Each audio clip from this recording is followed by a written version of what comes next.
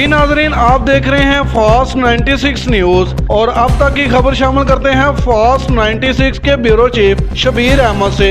जी नाजरीन, SDPO circle लटकुआ Hasanullah की मोतबिरात इलाका के साथ खसूसी मीटिंग का इनेकाद। District police officer lower Chitral Iftikhar Shah की खसूसी हदायत पर SDPO सर्कल लटकुआ हसनुल्लाह ने इलाका परसान, तोली, शगूर, आवी, मोमी, आंदती, रोजी और करीमाबाद के मोतबिरात के साथ खसूसी मीटिंग का इनेकाद किया।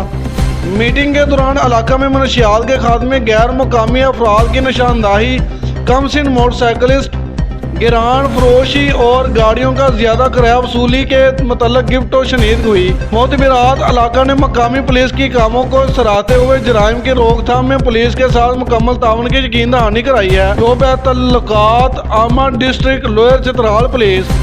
जी नाज़रीन, इसी के साथ साथ देखते रहिए हमारा चैनल फास्ट 96 न्यूज़।